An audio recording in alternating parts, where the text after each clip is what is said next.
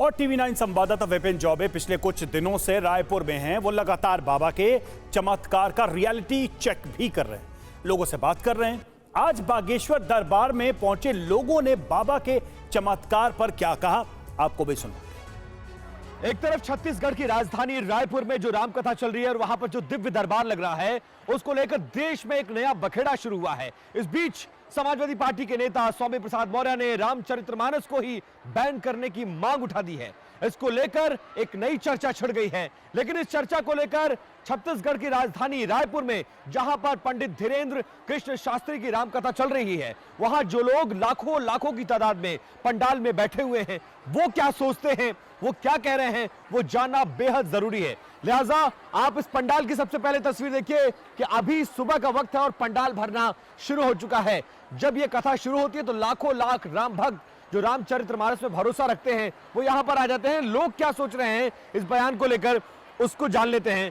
आप लोग रामकथा सुनने आई हैं, लेकिन रामकथा पर और रामचरितमानस पर लोग सवाल उठा रहे हैं, कैसे देखते हैं आप लोग? सर, अगर वो सवाल उठा रहे हैं तो यहाँ आके उठाइए ना।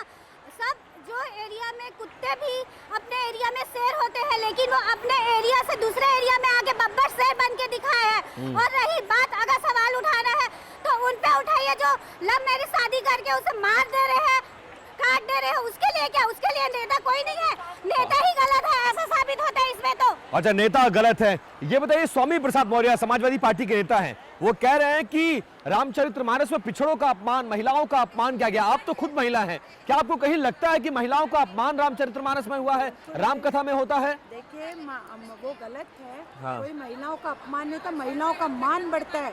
राम सीता से सीख ली जाती है कि ग्रस्त जीवन कैसा चलाया जाए और महिलाओं ने अपना आचरण कैसा रखना चाहिए। ये सीता जी से सीखना चाहिए, राम जी से सीखना चाहिए। मैं तो कहती हूँ पूरा भारत देश राममय है।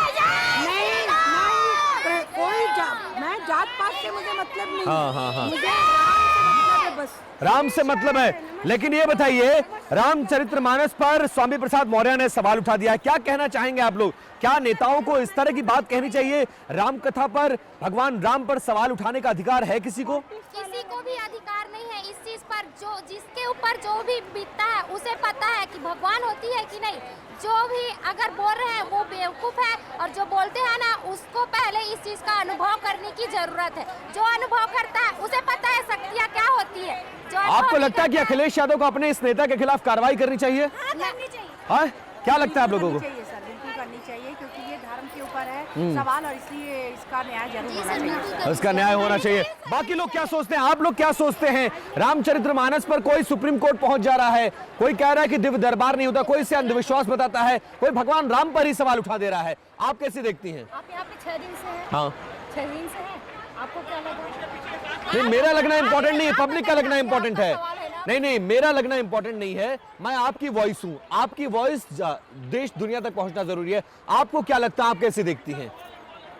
मैं हिंदू हूँ और मैं रामचरितमानस मतलब साक्षात राम जी हैं। इसका कितने बार सबूत दे, कितने बार, और हम ही क्यों सबूत, हम ही क्यों सबूत? स्वामी प्रसाद मौर्य कह रहे हैं कि रामचरितमानस में पिछड़ों का, दलितों का और महिलाओं का अपमान किया गया है। आप सहमत है इस बात से? बिल्कुल भी नहीं। हाँ, बिल्कुल पढ़े होंगी तभी तो उनको पता चला। एक एक करके। हाँ तो कोई उसका सवाल नहीं उठाया। हाँ, एक एक करके। पहले आप बोल लीजिए, फिर उनसे बात करते हैं। बिल्कुल नहीं, किसी का भी अपमान नहीं हुआ है। हाँ। और हमारे ही रामायण, हमारे ही रामचरित में क्यों सवाल उठाते हैं? हाँ। उनके बाइबिल, उनके कुरान, इसमें सवाल क्यों नहीं उठता है? उस पर सवाल नहीं उठा रहे हैं। कैसे देखती हैं आप रामचरितमानस पर जो सवाल उठाया है स्वामी प्रसाद मौर्य ने, या फिर देश में जिस तरह की चर्चा हो रही है, भगवान सीता पर कुछ लोग टिप्पणी कर रहे हैं, भगवान राम पर टिप्पणी कर रहे हैं, आहत होते हैं आप लोग इस तरह के बयानों से? बहुत ज्यादा। बस ये है कि हम उसको अभिव्यक्त अच्छी तरीके से कर नहीं पाते। और हमारे यहाँ क्या है ना, हमारे जो सनातनी है इतने शांत है, इतने सौम्य हैं कि हर अपमान को झेल कर भी अपने धर्म का और दूसरे धर्मों का सम्मान करते हैं। हमने उनको मौका दिया है कि वो हमारी तरफ बोल सके, हमारे धर्म के लिए बोल सके। लेकिन आपने कभी किसी सनातनी को इस तरीके से ईसाई धर्म में, आपके मुस्लिम धर्म में कभी किसी को बोला कि आप यहाँ पे प्रूफ करके दिखाओ? क्यों? क्योंकि किसी की हिम्मत ही नहीं होती। और वो अगर करे ना तो वो झगड़ा, लड़ाई, मारकूट इसमें आ जाते हैं। और हम लोग शांति से हर शांत। लेकिन कल महाराज जी के मंच पर एक मुस्लिम महिला ने हिंदू धर्म ग्रहण किया, भगवान महाराज जी को उसने राखी बांधी, भगवान जी ने उसका महाराज जी ने माफ करे, महाराज जी ने उसका नामकरण किया। कैसे देखते हैं आप लोग? कुछ लोग सवाल खड़े कर रहे हैं इस पर। सनातन धर्म तो सबसे बड़ा धर्म है और जिसको जानकारी नहीं है और जो क्या मौर्य बता रहे हैं उसको तो पहले वो हिंदू नहीं है, इसीलिए वो अपने रामचरितमानस पर सवाल उठा रहा है। जो हिंदू रहेगा अपने ग्रंथ पर कभी सवाल नहीं होगा। जो अधूरा ज्ञान है, जिसको पूरे गहन से ध्यान रहती है और मेन तो ग्रंथ पे उसको जानकारी उठाने जो उसकी पूरी उसकी जानकारी हो, जिसको जानकारी आधी बुद्धि वाले लोग ही प्रश्न उठाते हैं। अच्छा, लेकिन जो सलमा बेग कल यहाँ पर आई थी, हिंदू धर्म ग्रहण किया, उसका नाम शुभिदासी रखा महाराज जी ने।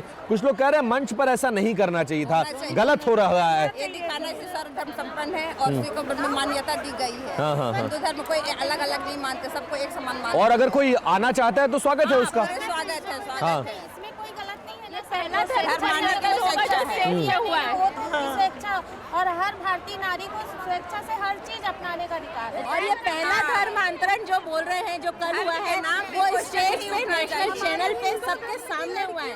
कभी किसी ईसाई पे पहले रखा जाता है, माता सीता का नाम पहले लिया जाता है और राम जी का नाम बाद में लिया जाता है। तो यहाँ कैसे कह सकते हैं कि स्त्रियों का सम्मान नहीं होता है? सबरी जी के झूठे बेर खाए, बलि का बेर खाए हमारे राम जी ने और सीता जी को अपने से आगे करके सीता राम हम लोग कहते हैं।